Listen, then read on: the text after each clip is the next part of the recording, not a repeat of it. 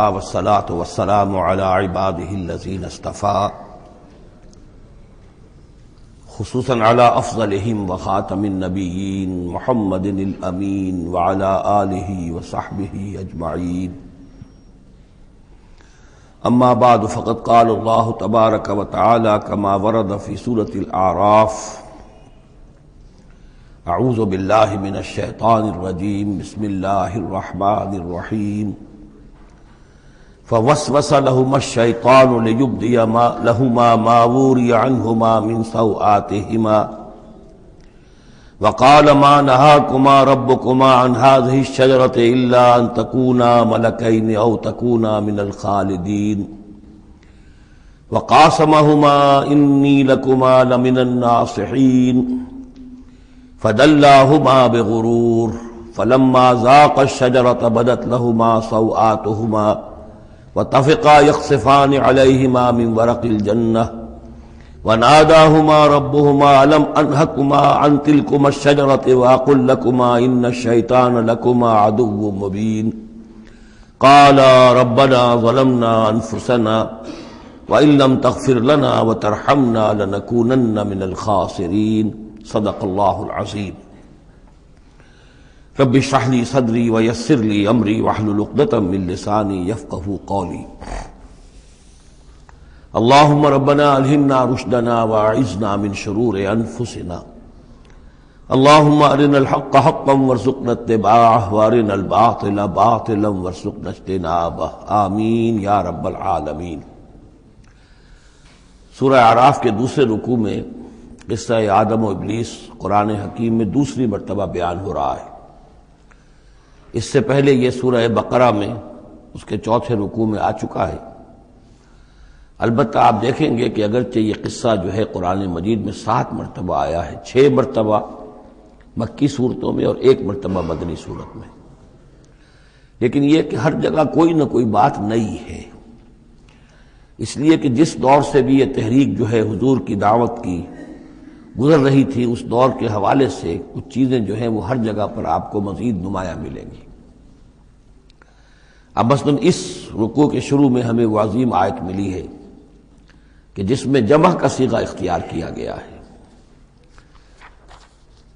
وَلَقَدْ خَلَقْنَاكُمْ ثُمَّ صَوَّرْنَاكُمْ ثُمَّ قُلْنَا لِلْمَلَائِكَةِ اسْجُدُوا لِآدَمَ فَسَجَدُوا إِلَّا إِبْلِيسَ. اس کے بارے میں پچھلی مرتبہ میں عرض کر چکا ہوں.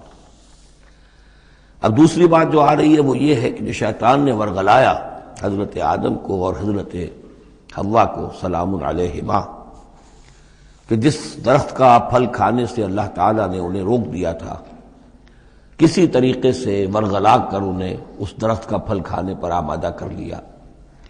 اس کے لیے لفظ آیا فوسوس لہما.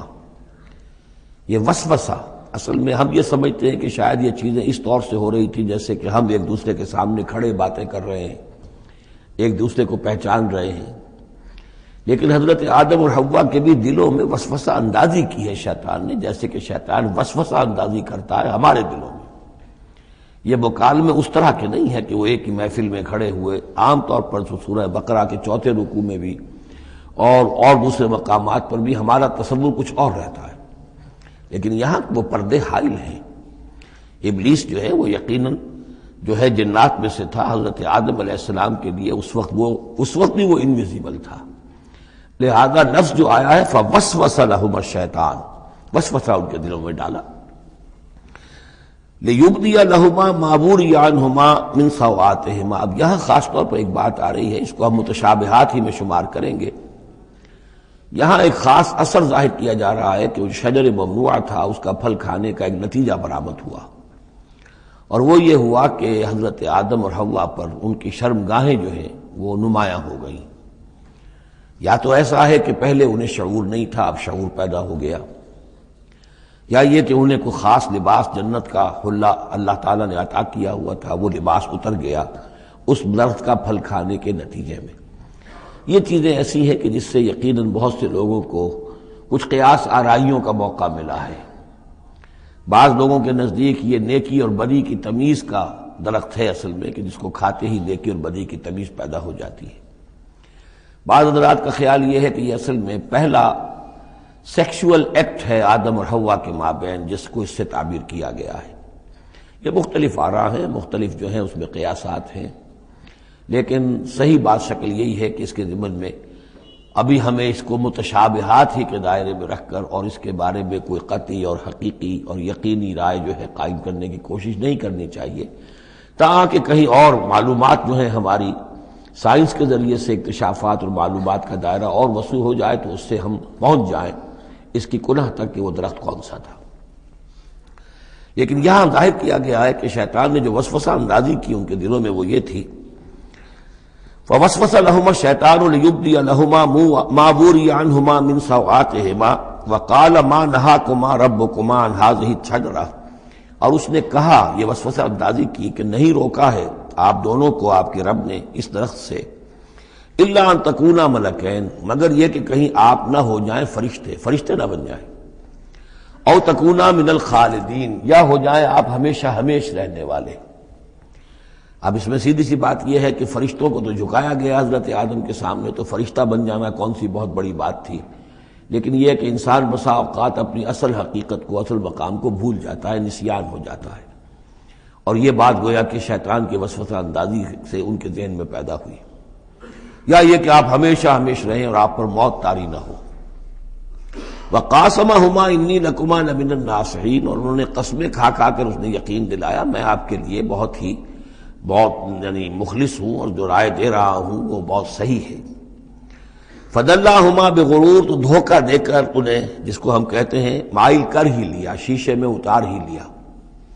فلما ذاق الشجرہ، تو جب ان دونوں نے چکھ لیا اس درخت کے پھل کو، بدت لہما سوآتہما، ظاہر ہو گئی ان پر ان کی شرمگاہیں، واتفقا یخصفان علیہما من ورق الجنہ، اور وہ اب لگے درخت کے جو جنت کے پتوں کو گانٹھ کر اپنے لیے لباس بنانے کے لیے، تفقا یخصفان، گانٹھنے لگے، جوڑنے لگے کہ جو جنت کے پتے تھے ان کو سی کر آپس میں اپنی سطر جو ہے سطر پوشی کریں اور اپنی شرمگاہوں کو ڈھانپیں۔ وَنَادَاهُمَا رَبُّهُمَا، اور اب پکارا انہیں ان کے پروردگار نے، أَلَمْ أَنْهَكُمَا، کیا میں نے منع نہیں کیا تھا تمہیں، أَن تِلْكُمَا الشَّجَرَةَ، اس درخت سے، وَأَقُلْ لَكُمَا، اور میں نے کیا کہا نہیں تھا تم سے، إِنَّ الشَّيْطَانَ لَكُمَا عَدُوٌّ مُّبِينٌ، کہ شیطان تم دونوں کے لیے بڑا کھلا دشمن ہے۔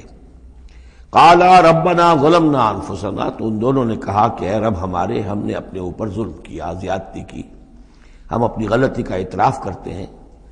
وَإِن لَّمْ تَغْفِرْ لَنَا وَتَرْحَمْنَا لَنَكُونَنَّ مِنَ الْخَاسِرِينَ، اور اگر تو نے ہمیں معاف نہ فرما دیا اور ہم پر رحم نہ فرمایا تو ہم تو تباہ ہونے والوں میں ہو جائیں گے۔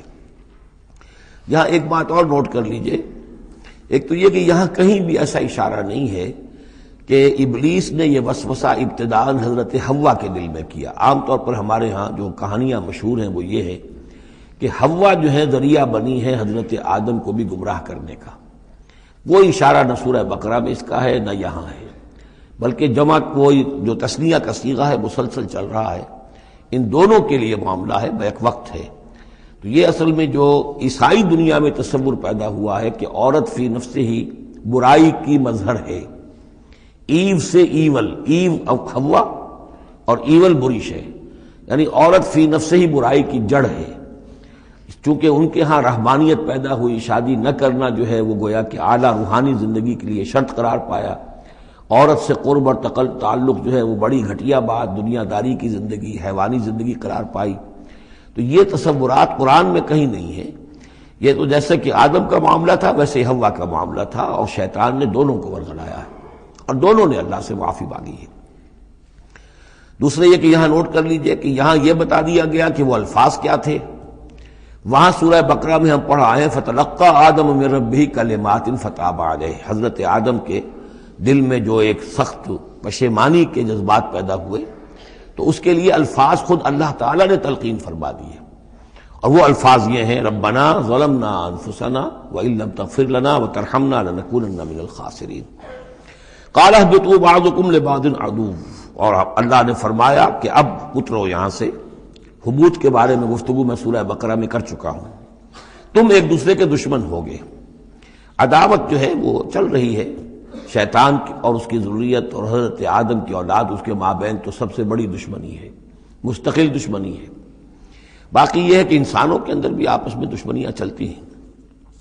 وَلَكُمْ فِي الْأَرْضِ مُسْتَقَرٌّ وَمَتَاعٌ إِلَىٰ حِينٍ، اور اب تمہارے لیے زمین میں ٹھکانہ ہے اور ساز و سامان ہے، ضرورت کی چیزیں ہیں، إِلَىٰ حِينٍ، ایک وقت معین تک کے لیے، یہ ابدی نہیں ہے، ہمیشہ کے لیے نہیں ہے، ایک خاص وقت تک کے لیے اب تمہیں وہاں رہنا بسنا ہے، اور وہاں رہنے بسنے کے لیے جو ضروری چیزیں ہیں وہاں فراہم کر دی گئی ہیں۔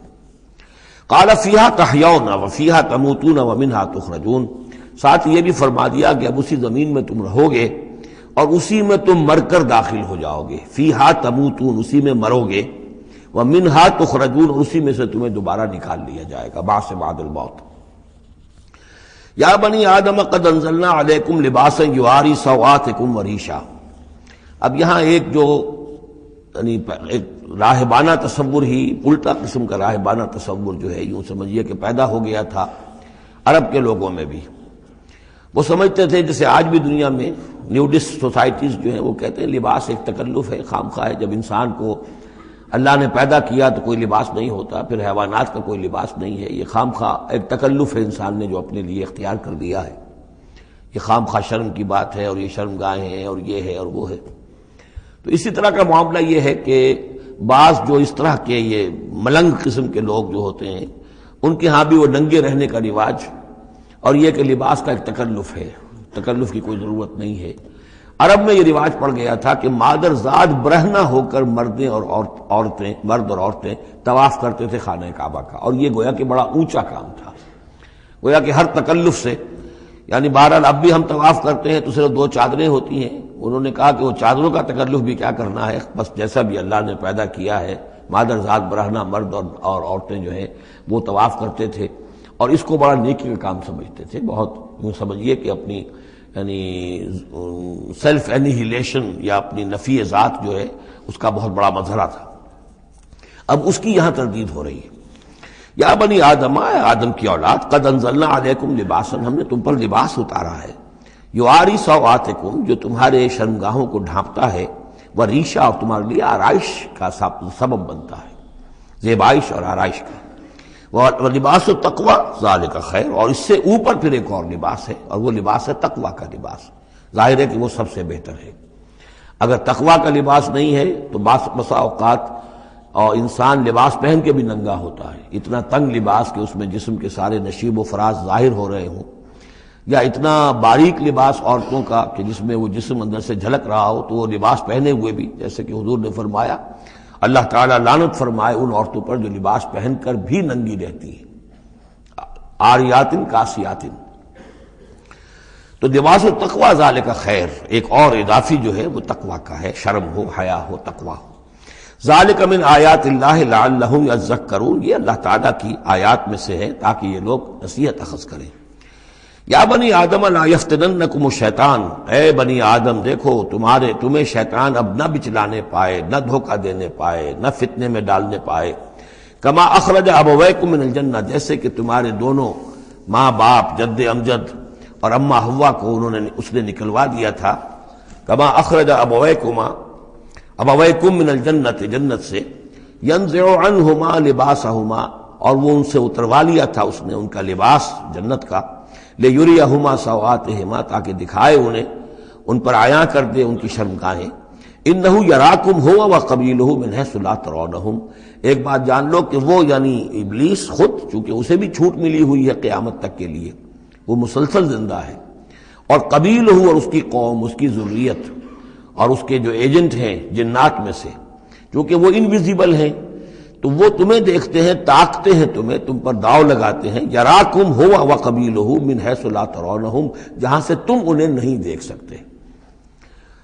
انا جعلنا الشیاطین اولیاء للذین لا یؤمنون، ہم نے تو شیاطین کو ان لوگوں کا دوست بنا دیا جو ایمان نہیں لاتے، جو ایمان نہیں رکھتے، ایمان نہیں لاتے، تو شیطان جو ہے جیسے گندگی جو ہے اس کے اوپر مکھی آئے گی، ایسے ہی جہاں اللہ کا ذکر نہیں ہے، اللہ کا ایمان نہیں ہے، خانہ خالی را دیو می گیرت، تو وہاں یہ شیاطین جن جو ہیں آ کر اڈا جمائیں گے۔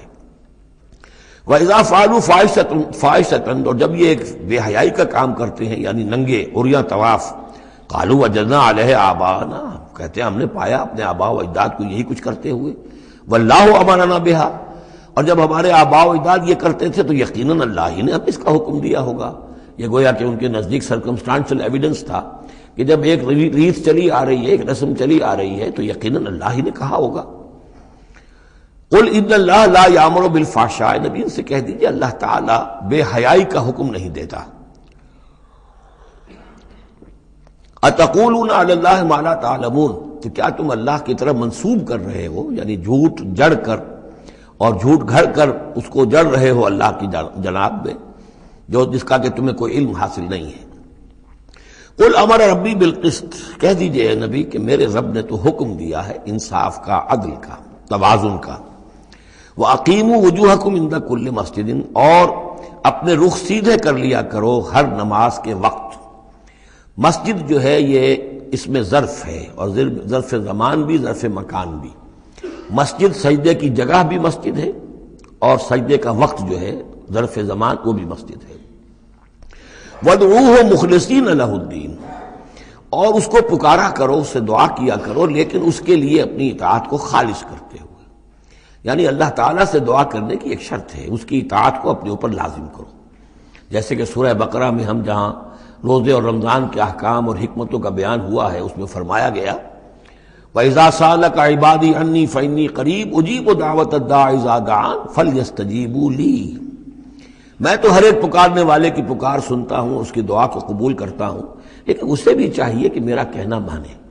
اور یہ کہنا ماننا جو جزوی نہیں ہوگا، ادخلوا فی السلم کافہ، داخل ہونا ہے تو پورے پورے ہونا ہے. تو فرمایا کہ مخلصین لہ الدین، اپنی اطاعت کو اس کے لیے خالص کرتے ہوئے. یعنی اس کی اطاعت کے دائرے کے اندر تو اور اطاعتیں ہو سکتی ہیں. والدین کا حکم آپ مان لیجئے جس میں کہ اللہ کی معصیت نہ ہو، اساتذہ کا حکم، حکام کا حکم جس میں اللہ تعالیٰ کے کسی حکم کی نفی نہ ہو رہی ہو، وہ ساری اطاعتیں اپنی جگہ پر ہوں گی. لیکن لا طاعۃ لمخلوق فی معصیت الخالق، مخلوق میں سے کسی کی اطاعت نہیں کی جائے گی جس میں خالق کی معصیت لازم آ رہی ہو. وَادْعُوهُ مُخْلِصِينَ لَهُ الدِّينَ كَمَا بَدَأَكُمْ تَعُودُونَ، جیسے اس نے تمہیں پہلے پیدا کیا تھا اسی طرح تمہارا اعادہ ہو جائے گا، تم دوبارہ بھی پیدا ہو جاؤ گے. فَرِيقًا هَدَىٰ، ایک گروہ وہ ہے کہ جس کو اللہ نے ہدایت دے دی ہے. وَفَرِيقًا حَقَّ عَلَيْهِمُ الضَّلَالَةُ، اور ایک گروہ وہ ہے کہ جس کے اوپر گمراہی مسلط ہو چکی ہے، جس کے حق میں گمراہی ثابت ہو چکی ہے. یعنی ان کی روش کی وجہ سے، ان کی ضد، ان کی ہٹ دھرمی، ان کے تعصب، ان کے حسد، ان کے تکبر کی وجہ سے اب وہ مستحق ہو چکے ہیں. حق علیہم الضلالہ انہم اتخذوا الشیاطین اولیاء، اور یہ اس لیے کہ انہوں نے شیطانوں کو اپنا رفیق اور ساتھی بنایا من دون اللہ، اللہ کو چھوڑ کر. وَيَحْسَبُونَ أَنَّهُمْ مُهْتَدُونَ، اور سمجھتے یہ ہیں کہ ہم بہت ہدایت پر ہیں، سیدھے راہ پر ہیں. یا بنی آدم خذوا زینتکم عند کل مسجد، دوبارہ پھر اے آدم کی اولاد اپنی زینت لے لیا کرو. خذوا زینتکم، یعنی لباس جو ہے جس کو کہا گیا ریشہ تمہارے لیے آرائش ہے، یہ تمہاری لیے زینت ہے، اللہ نے اتارا ہے اپنی آرائش کا سامان. اور یہ کہ نماز کے لیے جب انسان آئے تو اچھا لباس پہن کر آئے. ہمارے ہاں عام طور پر الٹی روش چلتی ہے، دفتر جا رہے ہیں تو بہت اچھا لباس ہے، مسجد جا رہے ہیں تو وہ چاہے میلے کپڑے پہن کے چلے گئے. لیکن یہاں اللہ تعالیٰ فرما رہا ہے یہ نہیں، میرے پاس آتے ہو، میرے دربار میں آتے ہو تو اچھا لباس پہن کر آؤ. یا بنی آدم خذوا زینتکم عند کل مسجد وکلوا واشربوا ولا تسرفوا، اور کھاؤ پیو اور اسراف نہ کرو. جو کچھ چیزیں ہم نے بنائی ہیں وہ بہرحال اس لیے بنائی ہیں کہ بنی آدم جو ہے ان کی خوراک کے کام آئے، جو اچھی چیزیں ہیں. انہ لا یحب المسرفین، ہاں وہ اسراف کرنے والوں کو پسند نہیں کرتا. ضائع کرنا، ضرورت سے زیادہ خرچ کرنا، یہ چیزیں جو ہیں یہ اللہ تعالیٰ کو پسند نہیں ہیں. اب یہاں پھر اسی رہبانیت کی نفی ہو رہی ہے کہ جس میں سمجھا یہ جاتا ہے کہ اچھا کھانا پینا ہی برا ہے، کاہے کو پہنا جائے. بہت موٹا جھوٹا ہی کھانا چاہیے. اچھے کھانے پینے کا مطلب تو یہ کہ نفس پرستی ہو رہی ہے. اچھا پہننا جو ہے کیا ضروری ہے، موٹا جھوٹا پہن کے گزارا ہو جائے گا. اس معاملے میں سمجھ لیجئے کہ دو حالات میں صورت مختلف ہو جاتی ہے. اگر تو دین اللہ کا مغلوب ہے تو پہلا فرض آپ کا یہ ہے کہ اللہ کے دین کے غلبے کی جد و جہد کریں، بیشتر وقت بیشتر صلاحیتیں اس میں لگائیں. ظاہر بات ہے اچھا کھا ہی نہیں سکتے، اچھا پہن ہی نہیں سکتے، یہ اس کا منطقی نتیجہ ہو جائے گا. یہ اس لیے نہیں کہ رہبانیت کی وجہ سے نہیں کر رہے، اس وجہ سے کہ ممکن ہی نہیں. آپ اپنے اسی وقت کو لگائیں گے زیادہ کمائی کے لیے، محنت کریں گے دنیا کے لیے، زیادہ کمائیں گے تو اچھا کھائیں گے، اچھا پہنیں گے. آپ نے تو اپنا وقت جو ہے وہ لگا دیا ہے اللہ کے دین کے لیے، اگر لگائیں گے نہیں تو دین غالب کیسے ہو جائے گا؟ خود بخود تو نہیں ہوگا، آسمان سے تو نہیں ٹپک پڑے گا دین، اللہ فرشتے تو نہیں بھیجے گا دین غالب کرنے کے لیے، غالب تو آپ کو کرنا ہے۔ لہذا اس صورت میں تو نیچرل یہ ہو جاتا ہے کہ پھر کم سے کم کرو، کم سے کم کرو، کم سے کم کرو، اپنے معیار زندگی کو اور نیچے لاؤ، اور نیچے لاؤ، اور نیچے لاؤ، تاکہ زیادہ سے زیادہ وقت، زیادہ سے زیادہ اپنی صلاحیتیں، زیادہ سے زیادہ اوقات، زیادہ سے زیادہ اپنے وسائل کو آپ فارغ کر سکیں اللہ کے دین کے لیے۔ لیکن اس حالت میں یہ جو ہوتا ہے یہ کسی رہبانیت کی وجہ سے نہیں ہے، جیسے کہ صحابہ کرام نے سختیاں جھیلی، بھوک برداشت کی، گھر بار چھوڑے، لیکن وہ کسی رہبانیت کے نظریے کے تحت نہیں تھے، وہ ایک مثبت جہادی نظریہ ہے، جد و جہد، انقلابی جد و جہد۔ اور اس انقلابی جد و جہد میں تو دنیا میں جو بھی کوئی آئی ہے پارٹی، ریولوشنری پارٹی، اسے یہ سختیاں جھیلنی پڑی ہیں، چاہے وہ کمیونسٹ ہو یا کوئی اور ہو۔ انقلاب تو اس کے بغیر آتا ہی نہیں ہے۔ البتہ اگر دین غالب ہو گیا، قائم ہے، اب گویا کہ جو ریاست ہے، اسلامی ریاست ہے، نظام خلافت ہے، اب آگے دین کو پھیلانا اور عام کرنا اور مزید اس کے غلبے کی جد و جہد کی توسیع جو ہے، یہ ریاست کے ذمے آ گئی۔ ریاست جو بھی اپنے شہریوں کے اوپر اس کے لیے بوجھ ڈالتی ہے، جو ٹیکس ڈالتی ہے، یا جو بھی والنٹیئرز مانگتی ہے، یہ لڑائی جو ہے ڈرافٹنگ کرتی ہے، بہت ٹھیک ہے، اس کو مطابق اگر اسے چاہیے 10,000 آدمی نکل آئے، باقی کی طرف سے یہ فرض کفایہ ادا ہو گیا۔ ریاست کے قائم ہونے کی شکل میں صورتحال بدل جاتی ہے۔ اب آپ اپنے گھر میں رہے، جو وقت آپ کے پاس ہے آپ اچھا کمائیں، اچھا کھائیں، اچھا پہنیں، کوئی حرج نہیں، آپ اپنے بچوں کو بھی اچھا کھلائیں، حلال سے کمائیں، اچھا کھلائیں۔ کوئی اسی طریقے سے کوئی آپ کو علمی کوئی آپ کا پرسوٹس ہیں، ایکیڈیمک پرسوٹس ہیں، ان میں لگے، یا یہ کہ اگر آپ نوافل میں لگنا چاہتے ہیں نفل پڑھیں، اور اس کے ترقی جو ہے، اپنی روحانی ترقی جو ہے وہ تقرب بالنوافل کے ذریعے سے کرتے چلے جائیں۔ تو یہ تینوں راستے جو ہیں انسان کے لیے کھلے ہوں گے، کب؟ جبکہ دین غالب ہو۔ اس بنیادی بات کو انہیں لوگوں نے سمجھا ہے، اس لیے وہ رہتے ہیں کنفیوژن میں۔ صاحب اولاد کا بھی حق ہے، صاحب بیویوں کا بھی حق ہے، اس کا بھی حق تو سب کا ہے، لیکن یہ کہ وہ جو صحابہ کرام کو یاد نہیں تھا کہ ان کے بھی حقوق ہیں، یا ان کا دین اور تھا، ہمارا دین اور ہے؟ کیا حضور کو پتہ نہیں تھا کہ میری ازواج مطہرات کے بھی دین ہے، ان کا بھی کیا بھی حق ہے؟ انہوں نے ذرا اپنے نفقے کے اندر اضافے کا مطالبہ کیا تو گویا کہ ایلا کا معاملہ کر لیا، گویا کہ طلاق کی دھمکی دے دی۔ یہ کیوں ہوا؟ کیا ان کے جو خاندان والے تھے ان کا حق نہیں تھا؟ ان کو وہ چھوڑ کر آ گئے مکے میں، اور بھیڑیوں کے حوالے کر کے آ گئے، گویا کہ قریش کے سرداروں کے حوالے ان کے رحم و کرم پر چھوڑ کر آ گئے نا مدینے، جن کو ہجرت کا حکم ملا ہے۔ یہ ساری چیز دین میں یہ ہے، دو شکلیں مختلف۔ ایک ہے دین مغلوب ہے تو پہلا فرض ہے یہ کہ دین کو غالب کرنے کی جد و جہد کرو، ایک جماعتی زندگی کے اندر منسلک ہو کر تن من دھن، ان صلاتی و نسکی و مایایا و مماتی للہ رب العالمین، کم سے کم نکالو اپنے لیے، کم سے کم۔ اب ظاہر بات ہے اس میں تو پھر کم سے کم پر ہی گزارا کرنا ہوگا، صرف سبسسٹنس لیول جس کو کہا جائے، اپنے آپ کو برقرار رکھنے کے لیے، تاکہ جسم اور جان کا رشتہ تعلق جو ہے برقرار رہے، کام کر سکے آدمی۔ ہاں جب دین غالب ہو جائے اب مسئلہ بالکل مختلف ہو گیا ہے، اب ریاست ہے، اور ریاست نے اپنی فوجیں بھی رکھی ہوئی ہیں، جو بھی ذرائع ہیں، ہاں جب بھی ضرورت ہوگی وہ شہریوں کو بلائے گی، اس وقت حاضر ہونا فرض ہو جائے گا۔ لیکن ورنہ عام حالات میں ریاست اس فرائض کو ادا کر رہی ہے، مزید توسیع دعوت دین کی اور غلبہ دین کی وہ ریاست کے ذمہ ہے، اسلامی ریاست ہے، نظام خلافت ہے۔ اب آپ جو ہے انڈیویجولز کی حیثیت سے اپنے کاروبار میں لگ جائیں، یا کوئی شخص اپنی روحانی ترقی میں لگ جائے، کوئی شخص یہ کہ دولت زیادہ سے زیادہ کمائے اور وہ اس کو ثواب کے کاموں میں صرف کرے، کوئی شخص جو ہے کسی سائنس میں، کسی اور شعبے میں اسے علمی دلچسپی ہو جائے، تحقیق کے کاموں میں، سارے راستے کھلے ہوں گے۔ اس صورت میں اچھا کھانا، اچھا پہننا کوئی حرام شے نہیں، تو جبکہ رہبانیت اس حالت میں بھی اس کے لیے کوئی گنجائش نہیں چھوڑتی، تو یہاں اس کی نفی کی جا رہی، اس رہبانیت کے نظریے کی۔ قل من حرم زینت اللہ التی اخرج لعبادہ، کہیے ان سے پوچھئے کس نے حرام کی ہے وہ زینت جو اللہ نے نکالی ہے اپنے بندوں کے لیے، والطیبات من الرزق، اور کس نے حرام کیے ہیں پاکیزہ کھانے کی چیزیں۔ قل ہی للذین آمنوا فی الحیات الدنیا، کہہ دیجئے یہ تمام چیزیں دنیا کی زندگی میں بھی اللہ تعالیٰ نے تو اہل ایمان ہی کے لیے بنائی ہیں، خالصۃ یوم القیامہ، ہاں دنیا میں وہ کفار کو بھی دے رہا ہے، تم بھی کھا پی لو، برت لو یہاں پہ جو کچھ کرنا ہے، اس لیے کہ آخرت میں تمہارا کوئی حصہ نہیں ہے، البتہ آخرت میں جا کر یہ تمام اچھی چیزیں خالصتاً یوم القیامہ، قیامت کے دن تو یہ خالصتاً جو ہے اللہ کے اہل ایمان بندوں کے لیے ہو جائیں گی، پھر کافر کو کوئی شے نہیں ملے گی۔ کذالک نفصل الآیات، اس طرح ہم اپنی آیات کی وضاحت کرتے ہیں لقوم یعلمون، ان لوگوں کے لیے جو علم رکھتے ہو یا جو علم حقیقی حاصل کرنا چاہیں۔ قل انما حرم ربی الفواحش ما ظہر منها وما بطن، کہہ دیجئے کہ میرے رب نے تو حرام قرار دیا ہے بے حیائی کی باتوں کو، خواہ وہ اعلانیہ ہوں اور خود چھپی ہوئی ہوں، بے حیائی خود چھپی ہوئی ہو وہ بھی اللہ تعالیٰ کو پسند نہیں ہے، وہ بھی حرام ہے۔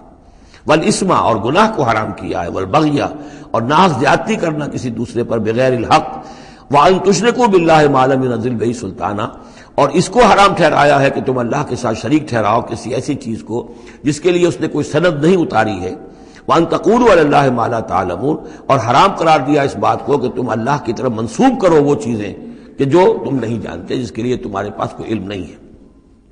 وَلِكُلِّ أُمَّةٍ أَجَلٌ، ہر قوم کے لیے، ہر امت کے لیے ایک وقت معین ہے، یعنی جب بھی کبھی کوئی رسول ہم بھیجتے رہے ہیں تو ایک مدت ہوتی ہے، اس وقت تک اس کو مہلت ہوتی ہے قوم کو کہ وہ رسول کی دعوت سے استفادہ کر لے اور اپنے دلوں کو، اپنے باطن کو منور کر لے، صحیح راستے پر آ جائے۔ اس سے پہلے عذاب نہیں آئے گا، خواہ یہ کہ اہل ایمان تو چاہیں گے کہ جھٹپٹ عذاب آئے، اس لیے کہ بہرحال مسلمان اہل ایمان وہ بھی انسان ہوتے تھے، چکی کے دو پاٹوں کے درمیان پس رہے تھے تو کبھی کبھی خیال آ جاتا تھا کہ اب اللہ تعالیٰ کیوں انہیں اتنی ڈھیل دے رہا ہے، یا ابو جہل کو اتنی ڈھیل کیوں دے دی ہے کہ اس نے حضرت سمیہ رضی اللہ تعالیٰ عنہ کے ساتھ یہ سلوک کیا، ابو جہل کو کیوں اتنی ڈھیل دے دی ہے کہ اس نے حضرت یاسر کو شہید کر دیا رضی اللہ تعالیٰ عنہ۔ لیکن یہ خیال تمہارا اپنی جگہ ہے، ہماری حکمت اپنی ہے۔ ہماری حکمت کیا ہے کہ جب رسول ہم نے بھیجا اس قوم کے لیے ایک اجل معین کر دی، اس اجل سے پہلے عذاب آئے گا نہیں، ہاں جب وہ اجل آ جائے گی پھر وہ رکے گا نہیں، اس کے اندر اندر معاملہ انہیں طے کرنا ہے، ادھر یا ادھر۔ وَلِكُلِّ أُمَّةٍ أَجَلٌ، یہ ہم پڑھ چکے سورہ نام میں کہ اگر میرے پاس ہوتی وہ شے، میرے اختیار میں ہوتی کہ جو تم جلدی مچا رہے ہو، تو کبھی کا میرا اور تمہارے درمیان قصہ جو ہے چکایا جا چکا ہوتا۔ فَإِذَا جَاءَ أَجَلُهُمْ، لیکن جب ان کی اجل آ جائے گی، لَا يَسْتَأْخِرُونَ سَاعَةً وَلَا يَسْتَقْدِمُونَ، نہ تو وہ اس کو مؤخر کر سکیں گے ایک گھڑی بھی، اور نہ ہی اس سے کھسک سکیں گے، سرک سکیں گے آگے کی طرف۔ یا بنی آدم اما یاتینکم رسل، اب یہ وہی آیت آ گئی جو سورہ بقرہ میں بھی آئی تھی، فاما یاتینکم منی ہدی فمن تبع ہدایا فلا خوف علیہم ولا هم یحزنون والذین کفروا وکذبوا بآیاتنا اولئک اصحاب النار هم فیہا خالدون۔ یا بنی آدم اما یاتینکم رسل منکم، اے بنی آدم جب بھی تمہارے پاس آئیں گے رسول، تم ہی میں سے ہوں گے، تم میں سے تمہاری قوم کے لوگ ہوں گے، یقصون علیکم آیاتی، جو تمہیں میری آیات سنائیں گے، فمن اتقی واصلح، تو جو بھی تقوی کی روش اختیار کرے گا اور اصلاح کر لے گا اور نیکی کی روش اختیار کرے گا، فلا خوف علیہم ولا هم یحزنون، ان کے لیے نہ کوئی خوف ہوگا اور نہ وہ کسی حزن سے دوچار ہوں گے۔ والذین کذبوا بآیاتنا واستکبروا عنہا، اور جو ہماری آیات کو جھٹلائیں گے اور تکبر کی بنا پر انہیں رد کر دیں گے، استکبروا عنہا، استکبار کی بنیاد پر، تکبر کی بنیاد پر رد کر دیں گے، اولئک اصحاب النار هم فیہا خالدون، وہ جہنمی ہوں گے اور رہیں گے ہمیشہ ہمیش۔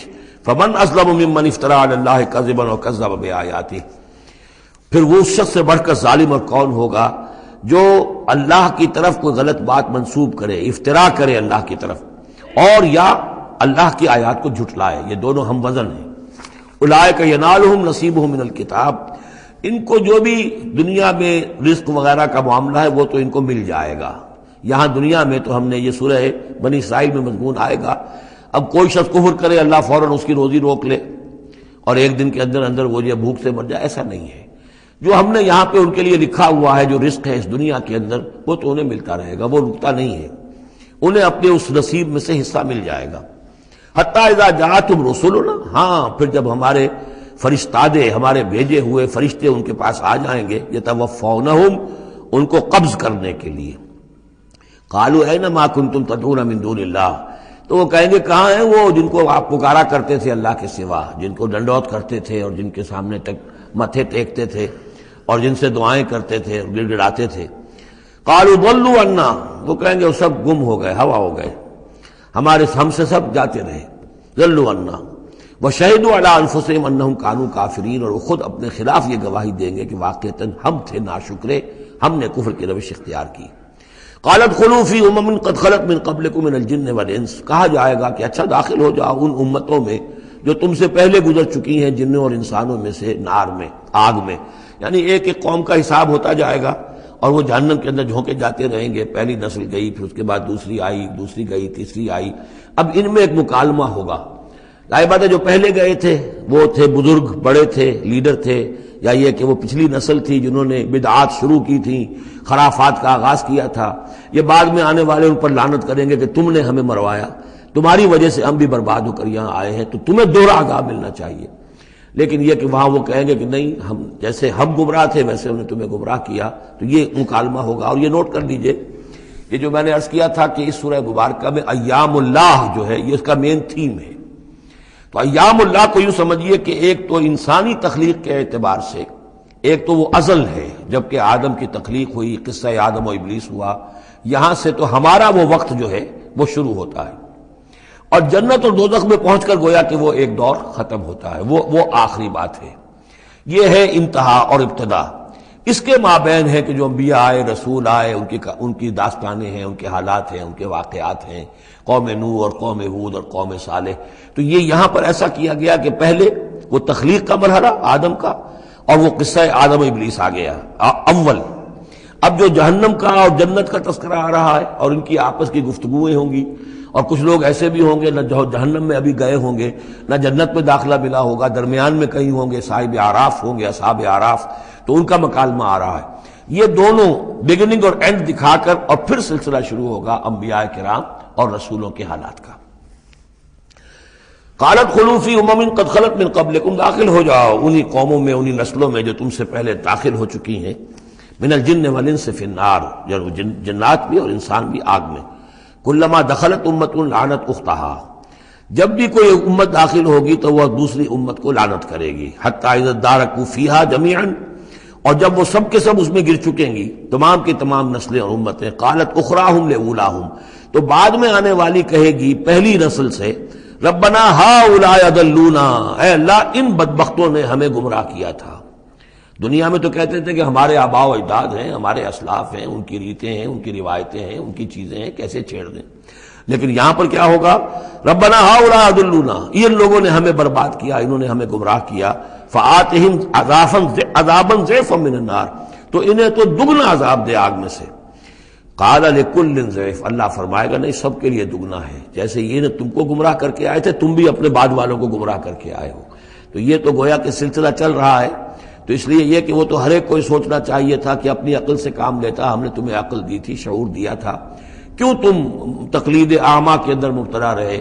آباء و اجداد کی تقلید ہو رہی ہے، اپنے لیڈروں کی تقلید ہو رہی ہے، تو یہ تقلید اعمیٰ کے لیے تمہیں میں نے آنکھیں دی تھی، تمہیں کان دیے تھے، تمہیں میں نے عقل دی تھی، تمہیں نیکی اور بدی کا شعور دیا تھا، ہر شخص جو ہے وہ ذمہ دار ہے۔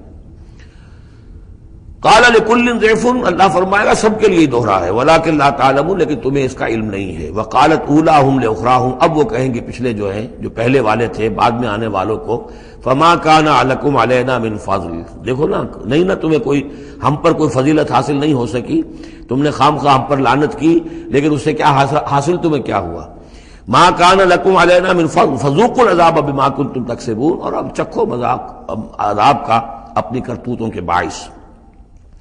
ان الذین کذبوا بآیاتنا واستکبروا عنہا، یقیناً وہ لوگ جنہوں نے ہماری آیات کو جھٹلایا اور استکبار پھر عنہا، اور بر بنائے تکبر ان کو رد کیا، اعراض کیا ان سے تکبر کی بنیاد پر، لا تفتح لهم ابواب السماء، ان کے لیے آسمان کے دروازے کبھی نہیں کھولے جائیں گے۔ یہ کچھ اشارات ہیں قرآن مجید میں جس سے معلوم ہوتا ہے کہ جہنم اسی زمین پر ہوگی، اور ابتدائی جنت بھی یہی ہوگی، ابتدائی نزل والی جنت جو ہے وہ بھی اسی زمین پر ہوگی، اور جہنم بھی اسی زمین پر ہوگی۔ اور کچھ ایسا سا تصور ہوتا ہے کہ جیسے زمین کو جب کھینچا جائے گا، وَإِذَا الْأَرْضُ مُدَّتْ، زمین کو جب کھینچا جائے گا تو جیسے ربڑ کی کرمچ کی کوئی گیند ہو اس کو کھینچے تو آپ کو معلوم ہے کہ جو جہاں سے وہ زیادہ موٹی ہے وہ پچک جائے گی، جب وہ پچکے گی تو اس کے اندر جو لاوا ہے اس وقت بھی زمین کے پیٹ میں بھرا ہوا ہے، وہ لاوا وہ ظاہر ہو جائے گا اور وہ جہنم ہوگی۔ واللہ عالم، یہ کچھ اندازے ہوتے ہیں بعض اشارات سے، اس لیے کہ فیصلہ جو ہے میدان حشر یہی ہے. احادیث میں میدان عرفات جو ہے اسی کو کھول دیا جائے گا، وسیع کر دیا جائے گا، اور اسی یہیں پر حشر ہونا ہے.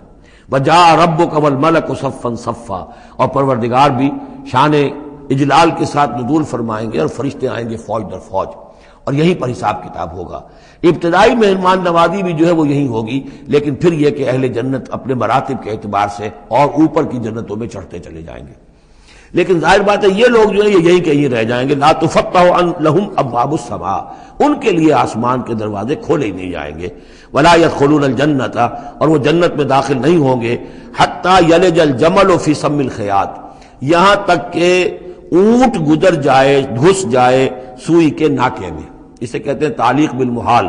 نہ یہ ممکن ہے کہ سوئی کا ناکا اتنا بڑا ہو جائے کہ اونٹ گزر جائے، یا اونٹ اتنا چھوٹا ہو جائے کہ سوئی کے ناکے میں داخل ہو جائے. نہ ان کفار کے جنت میں داخل ہونے کا کوئی امکان ہے. اور یہ بات بھی نوٹ کیجئے کہ یہی بات اصل میں حضرت عیسیٰ علیہ السلام نے تنقید جو انہوں نے کی تھی کہ ایک دولت مند شخص ان کے پاس آیا، جیسے ہمارے ہاں بھی ہوتے ہیں جو لوگ دیندار ہیں، سیٹھ ہیں، اور وہ دین کے کام بھی کرتے ہیں. تو انہوں نے کہا کہ بتائیے آپ کی تعلیم کیا ہو؟ کہ نماز پڑھو، روزہ رکھو. کہ نماز روزہ میں کرتا ہوں. اچھا اپنے غریبوں کے اپنے مال میں سے دو، یہ کرو وہ کرو. یہ بھی میں کرتا ہوں. آپ بتائیے اور کیا ہے؟ پھر آخر میں فرمایا حضرت مسیح نے، اچھا اپنی صلیب اٹھاؤ اور میرے ساتھ چلو. یعنی یہ کہ اب وہ ہے وہ جد و جہد حق و باطل کی کشاکش، یہ نیکی کے کام کرنا، دھندوں میں لگے رہنا، اور اپنے ساتھ کچھ نہ کچھ نیکی کا کام ہے، کچھ پن ہے، کچھ خیرات ہے، کچھ ثواب کے کام ہے، کوئی نماز ہے، روزہ ہے، یہ تو آسان ہے. لیکن یہ کہ اس کشاکش حق و باطل جو ہے اس میں لگنا، کہ جس میں پھر اندیشہ ہو کہ پھانسی بھی آ سکتی ہے، اندیشہ ہو جان بھی جا سکتی ہے، تکلیف بھی آ سکتی ہے. تو جب انہوں نے کہا کہ اچھا ٹھیک ہے، پھر جب تم نے یہ ساری منزلیں طے کر لی تو آخری منزل ہے اپنی صلیب اٹھاؤ اور میرے ساتھ آ جاؤ. تو اس شخص کا چہرہ لٹک گیا اور وہ چلا گیا. تو حضرت مسیح نے فرمایا کہ اونٹ کا سوئی کے ناکے میں سے گزرنا ممکن ہے، لیکن کسی دولت مند شخص کا اللہ کی بادشاہت میں داخل ہونا ممکن نہیں ہے. بہرحال میں اس وقت اسے کسی دلیل کے طور پہ پیش نہیں کر رہا ہوں، لیکن میں نے صرف یہ کہ یہی جو ہے محاورہ جو قرآن مجید میں یہاں آیا ہے، حتیٰ یلج الجمل فی سم الخیاط، یہی ہے کہ جو حضرت عیسیٰ علیہ السلام نے استعمال کیا. وَكَذَلِكَ نَجْزِي الْمُجْرِمِينَ، اور اسی طرح ہم بدلہ دیتے ہیں مجرموں کو. لَهُم مِّن جَهَنَّمَ مِہَادٌ، ان کے لیے جہنم ہی کا ہوگا بچھونا. وَمِن فَوْقِهِمْ غَوَاشٍ، اور اسی کا اوڑھنا ہوگا. لحاف بھی اسی کا ہے، آگ کا، اور اس کے گدے بھی. وَكَذَلِكَ نَجْزِي الظَّالِمِينَ، اور اسی طرح ہم ظالموں کو بدلہ دیں گے.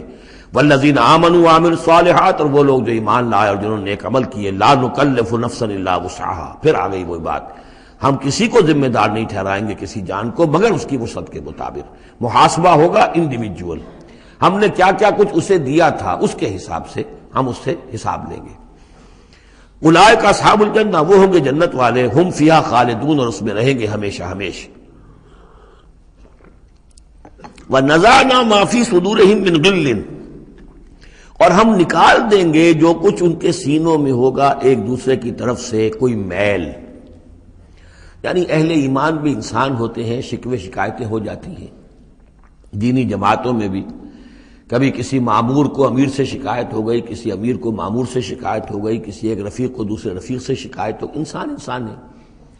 اور یہ معاملہ جو ہے ایسا بھی ہوتا ہے، زائل بھی ہو جاتے ہیں. کچھ ایسی شکوے شکایتیں ہوتی ہیں کہ باقی رہتی ہیں، ختم نہیں ہوتی ہیں. ان کے اثرات جو ہیں، وہ جذبات کچھ ایسے مجروح ہو جاتے ہیں، کسی طریقے سے زائل نہیں ہوتے. لیکن فرمایا گیا ہے کئی مقامات پر یہ کہ اللہ تعالیٰ اہل جنت کو جنت میں داخل کرنے سے پہلے جو بھی اہل ایمان میں سے کسی کے لیے ان کے دل میں کوئی کدورت ہوگی، کوئی میل ہوگا، وہ نکال دے گا، تاکہ اب جنت میں داخل ہونے والے سب سررن اخوانن علی سرر متقابلین، بالکل بھائیوں کی طریقے سے صاف دل ہو کر ایک دوسرے کے سامنے رو در رو ہو کر بیٹھیں گے، اور ان کے اندر کوئی غل نہیں رہے گا. یہی دعا بھی ہے جو ہمیں تلقین کی گئی ہے، اللہم اغفر لنا ولاخواننا الذین سبقونا بالایمان ولا تجعل فی قلوبنا غلا للذین آمنوا ربنا انک رؤوف رحیم.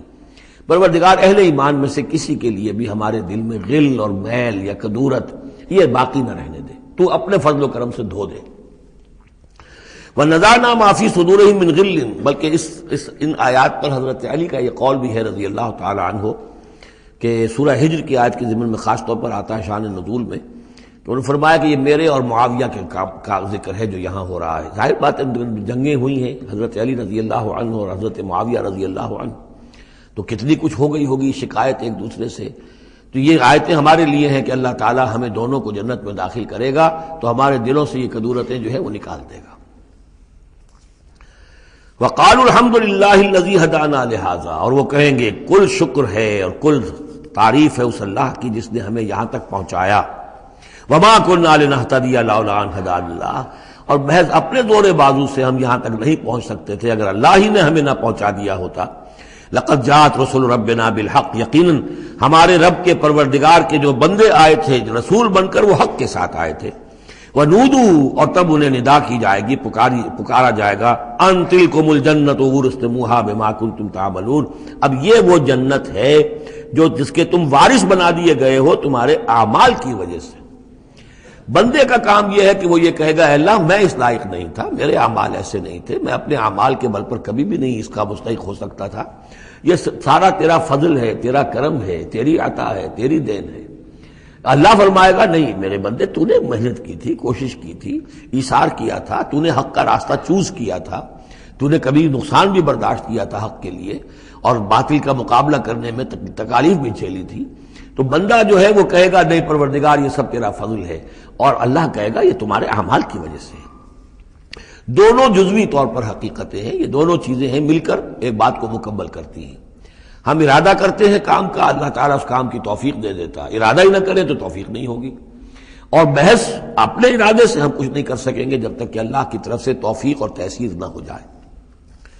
وَنَادَىٰ أَصْحَابُ الْجَنَّةِ أَصْحَابَ النَّارِ، اور جنتی لوگ پکار کر کہیں گے جہنمیوں سے ان قد وجدنا ما وعدنا ربنا حقا، ہم نے تو پا لیا جو کچھ کہ ہمارے رب نے ہم سے وعدہ کیا تھا کہ وہ سچ نکلا، صحیح نکلا، جن نعمتوں کا ہم سے وعدہ کیا تھا وہ ہمیں مل گئی۔ فَهَلْ وَجَدْتُم مَّا وَعَدَ رَبُّكُمْ حَقًّا، تو تم نے بھی کیا سچا پا لیا اللہ کا وعدہ جو اللہ نے تم سے وعدہ کیا تھا، وہ ساری چیزیں تمہیں مل گئیں؟ قالوا نعم، وہ کہیں گے جی ہاں، ہمارے ساتھ بھی جو وعدے تھے، جو وعیدیں تھیں، جو دھمکیاں تھیں، جو عذاب کی مختلف شکلیں تھیں، وہ سب ہیں جن میں ہم اس وقت گرے ہوئے ہیں۔ فَأَذَّنَ مُؤَذِّنٌ بَيْنَهُمْ، تو پکارے گا کوئی پکارنے والا ان کے مابین، اللعنۃ اللہ علی الظالمین، کہ اللہ کی لعنت ہے ظالموں پر۔ الذین یصدون عن سبیل اللہ ویبغونها عوجا، وہ لوگ کہ جو روکتے بھی تھے اور رکتے بھی تھے اللہ کے راستے سے، اور اس راستے میں کجی نکالتے تھے کہ اگر دیکھ لیا کسی شخص کے بارے میں کہ اس کا رجحان ہو گیا ہے کہ وہ محمد صلی اللہ علیہ وسلم کی باتیں توجہ سے سننے لگا ہے، تو اس کو ورگلانے کے درپے ہو جانا، اس کے لیے طرح طرح کی جو ہے پریشانیاں پیدا کرنا۔ وَهُمْ بِالْآخِرَةِ كَافِرُونَ، اور یہ لوگ کافرت کے منکر تھے۔ وَبَيْنَهُمَا حِجَابٌ، اب یہ گفتگو تو ہو رہی ہوگی جنت اور دوزخ والوں کے مابین، ان دونوں کے مابین ایک پردہ ہوگا، ایک فصیل حائل ہوگی۔ یہ نقشہ جو ہے زیادہ کلیئرلی سورہ حدید میں کھینچا گیا ہے، وَضُرِبَ بَيْنَهُمْ بِسُورٍ لَهُ بَابٌ، بَيْنَهُمَا حِجَابٌ، فصیل ہوگی، ادھر جنت ہے ادھر دوزخ ہے۔ وَعَلَى الْأَعْرَافِ رِجَالٌ، اور عرف کہتے ہیں جو فصیلوں کے اوپر بنی ہوتی ہیں، جھروکے سے بنے ہوتے ہیں جہاں سے کہ جھانک کر دیکھتے ہیں، تو اس طرح آپ نے فصیلوں کے اوپر دیکھے ہوں گے، تو اعراف ہوں گے۔ رجال یعرفون کلا بسیماہم، وہ لوگ ہوں گے جو سب کو پہچانتے ہوں گے، جہنمیوں کو بھی پہچانتے ہوں گے اور دوزخیوں کو بھی پہچانتے ہوں گے، اس لیے کہ یہ کون ہوں گے؟ یہ بین کے لوگ تھے جن میں کچھ نیکی بھی تھی، بدی بھی تھی، نہ یکسو ہوئے تھے ادھر نہ یکسو ہوئے تھے ادھر، تو کچھ نیکیاں کچھ بدیاں انہوں نے جمع کر لی تھیں، اور ان کے اعمال جو ہے وہ برابر ہو گئے، بدی اور نیکی کے اعمال جو ہے وہ برابر ہو گئے، تو اس حوالے سے ان کو ابھی درمیان میں روک لیا گیا ہے کہ نہ وہ جہنم میں جھونکے گئے نہ جنت میں داخل ہوئے۔ اور یہ وہ لوگ ہیں، ظاہر بات ہے کہ جو پھر جب بین کے لوگ تھے کچھ تو پہچانتے تھے ادھر سے کفار کو بھی ادھر سے اہل ایمان کو بھی، تو یعرفون کلا بسیماہم، وہ سب جانتے تھے پہچانتے تھے، ان کو بھی جو جنت میں ہے ان کو بھی جو دوزخ میں ہے۔ ونادى اصحاب الجنت، اب وہ پکاریں گے جنت والوں کو، ان سلام علیکم، سلام ہو آپ پر، سلامتی ہے آپ پر، لم يدخلوها، وہ اس میں ابھی داخل نہیں ہوئے، وہم یطمعون، اور اس کی بڑی طمع ہوگی کاش کہ اللہ ہمیں بھی جلدی سے داخل کر دے۔ وَإِذَا صُرِفَتْ أَبْصَارُهُمْ تِلْقَاءَ أَصْحَابِ النَّارِ، اور جب ان کے ذرا چہرے جو ہے پھیر دیے جائیں گے، ان کی نگاہیں جو ہیں وہ ادھر پھیر دی جائیں گی کہ ذرا جہنمیوں کو بھی مشاہدہ کر لو۔ وَإِذَا صُرِفَتْ أَبْصَارُهُمْ تِلْقَاءَ أَصْحَابِ النَّارِ قَالُوا رَبَّنَا لَا تَجْعَلْنَا مَعَ الْقَوْمِ الظَّالِمِينَ۔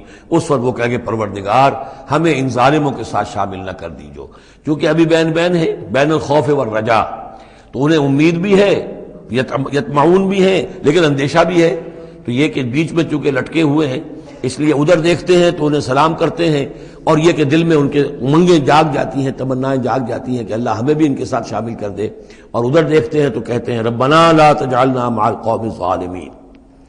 ونادى اصحاب الاعراف رجالا يعرفونهم بسيماهم، اور اب یہ اہل جہنم میں سے ان لوگوں کو جنہیں یہ پہچانتے ہوں گے ان کے چہروں سے، ان کی نشانیوں سے، ان کو پکاریں گے، قالوا ما اغنى عنكم جمعكم وما كنتم تستكبرون، کچھ کام نہ آیا تمہاری جمعیت، تمہارے پرے، تمہاری فوجیں، تمہارے حاشیہ نشین، یہ کہاں گئے؟ اور جو کچھ تم جو تکبر کیا کرتے تھے، اکڑتے تھے، اے ابو جہل کیا بنا تیرا، اور اے ولید بن مغیرہ تیرا کیا ہوا؟ اہؤلاء الذین اقسمتم لا ینالهم اللہ برحمت، کیا وہ لوگ اب جنت والوں میں وہاں پہ آپ کو فقراء بھی نظر آئیں گے، وہاں بلال بھی نظر آئے گا، وہاں صہیب رومی بھی ہوں گے، وہاں یاسر بھی ہوں گے، یہ لوگ تھے نا جن کے بارے میں تم کہتے تھے ان کو کیسے اللہ تعالیٰ کسی رحمت سے نواز سکتا ہے، یہ تو ہمارے کمی کاری گھٹیا طبقے کے لوگ ہیں، اللہ نے ہمیں دولت دی ہے، حیثیت دی ہے، وجاہت دی ہے، ہمیں طاقت دی ہے، عزت دی ہے، یہ جو لوگ ہیں گرے پڑے ان کو اللہ تعالیٰ کیسے نواز دے گا؟ تو وہ کہیں گے اس وقت ان کا جو رنج اور غم ہے اس کو بڑھانے کے لیے، اہؤلاء الذین اقسمتم لا ینالهم اللہ برحمت ادخلوا الجنۃ لا خوف علیکم ولا انتم تحزنون، ان سے تو کہہ دیا گیا داخل ہو جاؤ جنت کے اندر، نہ تم پر کوئی خوف ہے اور نہ تم کسی حزن سے دوچار ہوگے۔ ونادى اصحاب النار اصحاب الجنہ، اور اب پکاریں گے جہنم والے جنت والوں کو، ان افیضوا علینا من الماء، کہ کچھ تو بہا دو ہماری طرف پانی جو اللہ نے تمہیں دے رکھا ہے، او مما رزقکم اللہ، اور جو کچھ اللہ نے تمہیں رزق دیا ہے کچھ وہاں سے ہماری طرف بھی، اے خاص برندان چمن کچھ تو ادھر بھی، مما رزقکم اللہ، قالوا ان اللہ حرمہما علی الکافرین، وہ جواب دیں گے اہل جنت کہ شاید ہم تو دینا بھی چاہتے، ہماری شرافت سے تو یہ بعید تھا کہ ہم کوڑا جواب تمہیں دے دیتے، لیکن کیا کریں، اللہ نے حرام کر دی ہیں یہ چیزیں کافروں پر، ہمارے ہاتھ بندھے ہوئے ہیں، ہم یہ نعمتیں اب تمہاری طرف نہیں بھیج سکتے۔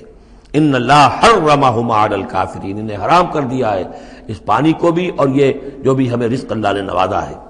الذین اتخذوا دینہم لہوا ولعبا، وہ لوگ کہ جنہوں نے اپنے دین کو کھیل کود بنا لیا ہے، تماشا اور دل بہلانے کا اور ہنسی اور ٹھٹا بنا دیا ہے، وغرتہم الحیات الدنیا، اور انہیں دنیا کی زندگی نے دھوکے میں مبتلا کر دیا ہے۔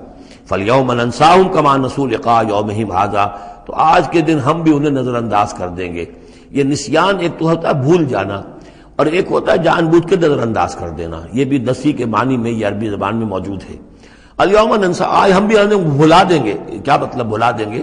یعنی نظر انداز کر دیں گے، کما نسوا لقاء یومہم ھذا، جیسے کہ انہوں نے آج کے اس دن کی ملاقات کو بھلائے رکھا تھا یا نظر انداز کر دیا تھا۔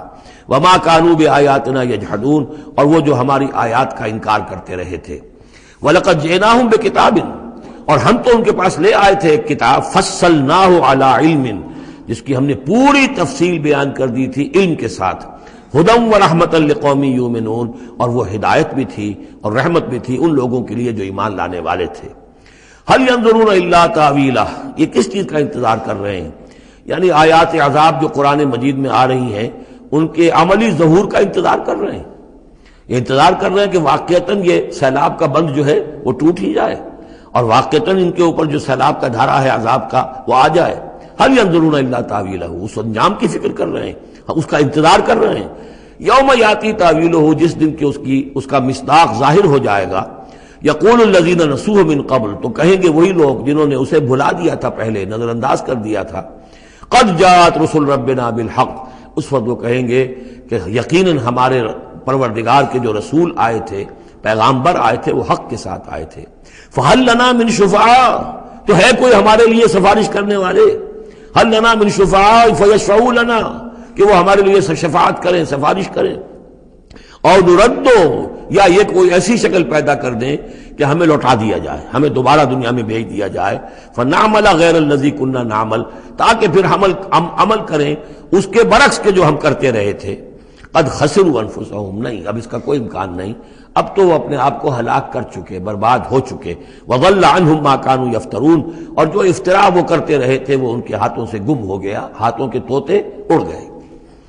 ان ربکم اللہ الذی خلق السماوات والارض فی ستۃ ایام، جان لو تمہارا پروردگار وہ اللہ ہے جس نے پیدا کیے آسمان اور زمین 6 دنوں میں. ثم استوى علی العرش، پھر متمکن ہوا ہے عرش پر.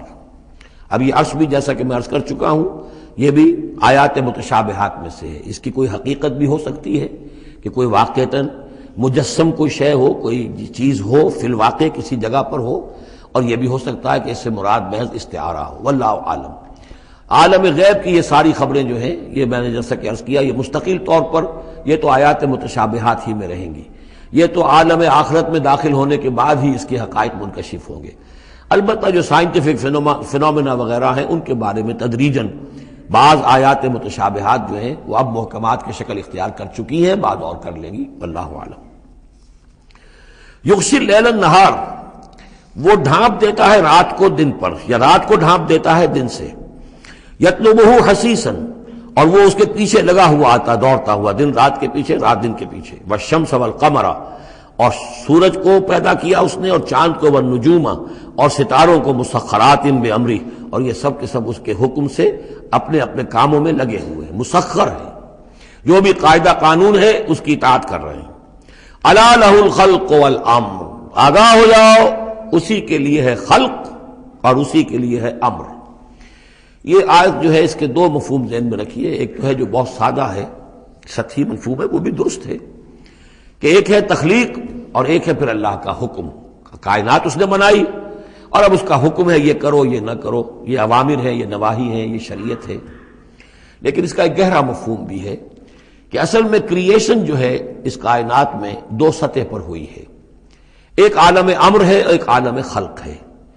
عالم امر میں صرف کریشن ایکس نہلو ہوتی ہے، عدم محض سے تخلیق، اور اس میں ٹائم فیکٹر بالکل نہیں ہوتا. کن فیکون، کوئی ٹائم فیکٹر نہیں. بغیر کسی مادے کے، بغیر کسی پری ایگزسٹنگ شے کے کچھ پیدا کر دینا اور اس میں کسی ٹائم فیکٹر کا نہ ہونا، یہ عالم امر کے خواص ہے.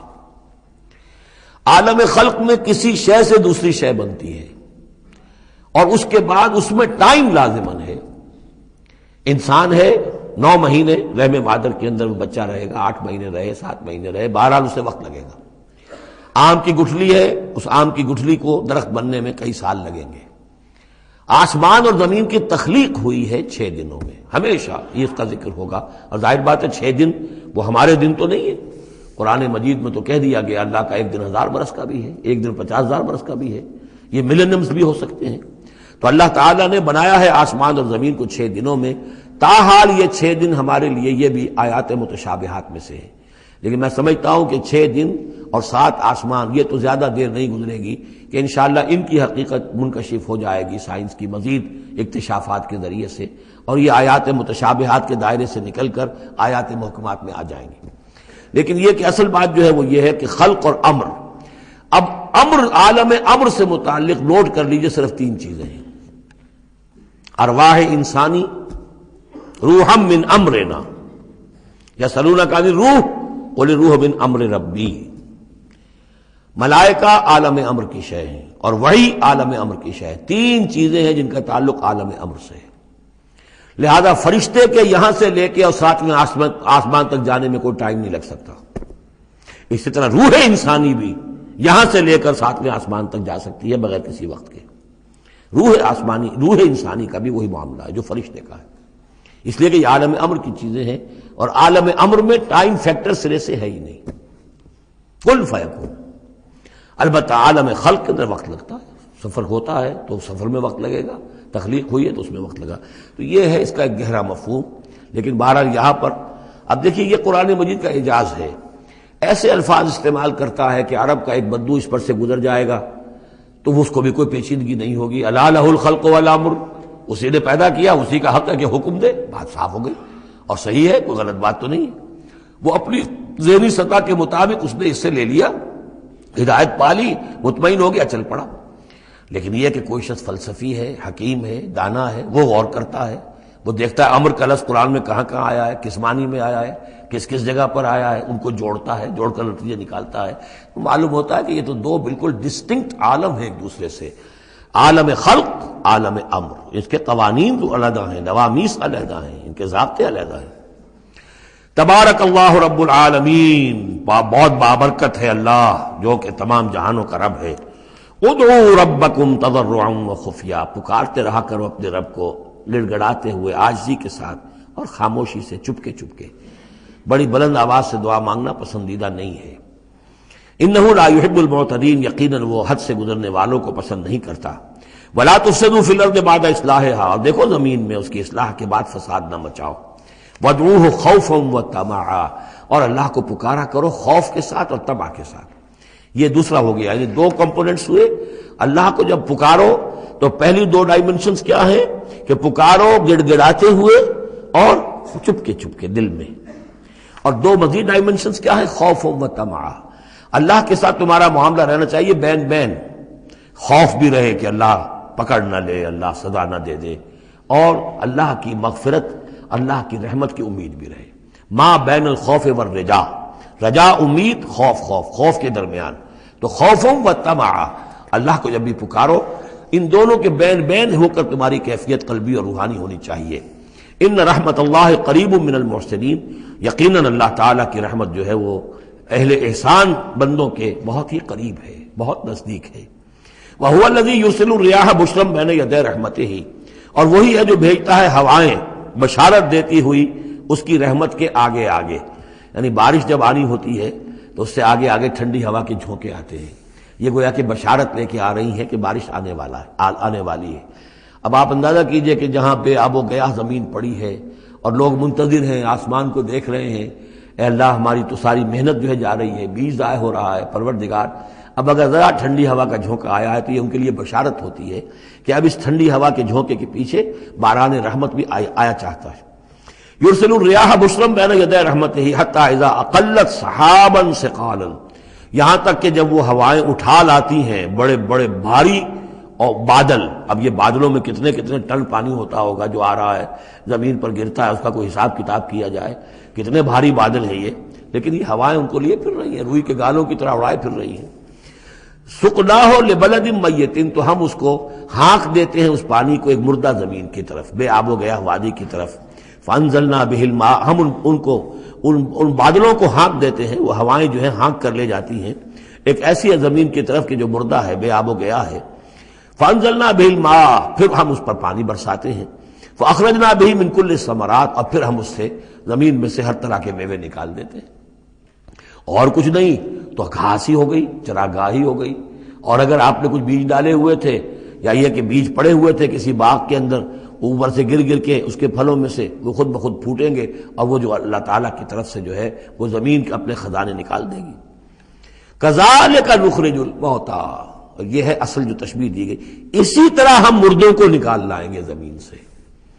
یعنی زمین مردہ ہوتی ہے، کوئی اس کے اندر زندگی کے آثار نہیں ہوتے، کہیں کوئی وہ جو ہے کوئی بھی آپ دیکھیں کوئی ہریاول نہیں کوئی، بلکہ وہاں پہ بسا اوقات تو ایسی ویرانی ہوتی ہے کہ کوئی آپ کو چیونٹے بھی نظر نہیں آتے، کوئی حشرات الارض نظر نہیں آتے، کوئی پرندے بھی آس پاس نظر نہیں آتے، کچھ نہیں، کوئی زندگی کے آثار نہیں۔